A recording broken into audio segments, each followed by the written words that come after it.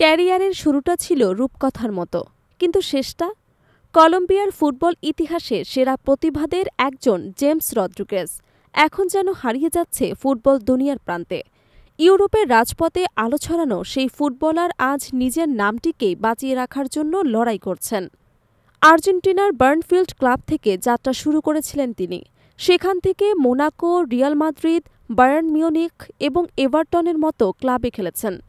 প্রতিটি পর্যায়ে ছিলেন তারকাদের মতো উজ্জ্বল। 2014 সালে বিশ্বকাপে দুর্দান্ত পারফরম্যান্সে পান গোল্ডেন বুট, আর তার বাঁ পায়ের সেই ভলি শটের জন্য জিতে নেন ফিফা পুসকার্স অ্যাওয়ার্ড। রিয়াল মাদ্রিদের জার্সিতে জিতেছেন 2টি চ্যাম্পিয়ন্স লিগও। কিন্তু সময় বদলেছে, বয়স এখন 34। ফুটবলারদের জন্য ক্যারিয়ারের শেষ অধ্যায় বলা চলে। তবু রদ্রিগেজের পতনটা এসেছে অনেক আগেই। ইউরোপের আলোচনার কেন্দ্র থেকে সরে গিয়ে তিনি ঘুরেছেন কাতার, গ্রিস এবং মেক্সিকোর মাঠে।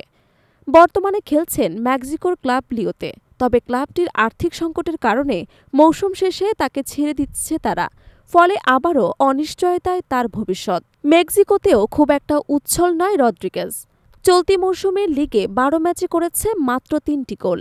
সব মিলিয়ে ক্লাবের হয়ে 32 ম্যাচে গোল মাত্র 5টি। অথচ তার প্রতিভা নিয়ে কখনোই প্রশ্ন ওঠেনি। সমালোচকরা মনে করেন ধারাবাহিকতা এবং মানসিক দৃঢ়তার অভাবেই তার সবচেয়ে বড় শত্রু জন্মেছে। রদ্রিগেজের পতনের গল্প যেন এক নিঃশব্দ প্রতিভার হারিয়ে যাওয়ার উপাখ্যান। রিয়ালের সাদা জার্সিতে যখন আলো ছড়াচ্ছিলেন তখন মনে হয়েছিল ফুটবল দুনিয়া আরও এক দীর্ঘস্থায়ী সুপারস্টার পাচ্ছে। কিন্তু একের পর এক ট্রান্সফরমার, ইনজুরি, কোচের আস্থা হারানো এবং ব্যক্তিগত সিদ্ধান্তগুলো তার ক্যারিয়ারকে ভেঙে দেয় ভেতর থেকে। তবু নামটা যেহেতু জেমস রদ্রিগেজ, আশার আলো এখনও জ্বলছে।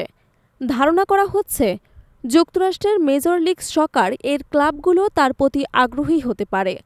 ইউরোপ বা লাতিন আমেরিকায় যারা ক্যারিয়ারের শেষ অধ্যায়ে পৌঁছে গেছেন তাদের জন্য আমেরিকার ফুটবল এখন এক নতুন আশ্রয়স্থল।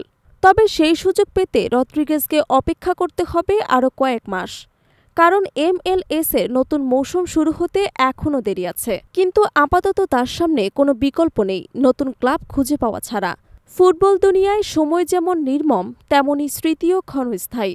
একসময় বিশ্বকাপের আলো ঝলমলে নায়ক ছিলেন তিনি এখন খুঁজছেন নিজের ছায়াটাকেও।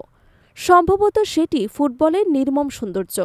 রূপকথা শুরু হয় মাঠে, কিন্তু শেষ হয় নীরব কোনো প্রান্তে।